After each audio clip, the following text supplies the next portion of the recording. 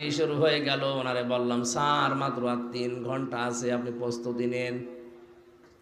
উনি আমারে বলছে, কারারক্ষী ভাই এখনো 3 ঘন্টা আছে, আমি 2 ঘন্টা ঘুমিয়ে নেই। দেখলাম ঠিক ঘুমিয়ে গেল। 9টার সময় আমরা ডাক দিলাম। ওঠার পরে গোসল করে ওযু করে নামাজ 2 রাকাত পড়ে আমারে বলছে, চলেন। সুন্দর জামা কাপড় পরে মনে হচ্ছে লোকটা শ্বশুর বাড়ি যাওয়ার জন্য ব্যস্ত হয়ে গেছে। কারারক্ষী তোরাবালি চোখের পানি ফেলে দিয়ে বলছিল, হুজুর আমার তো আশ্চর্য লাগে, যার 3 ঘন্টা পরে ফাঁসি সে লোকটা বলছে আমি 2 ঘন্টা ঘুমিয়ে নেই। ঠিক দেখলাম ঘুমিয়ে গেল। তো লোকটার ঘুম আসলো কি করি আমার মাথায় ধরে না। জেলখানায় সবচাইতে বেশি সমস্যা ঘুমের। ওখানে যত আরামেই থাকেন না কেন ঘুম আসতে চায় না।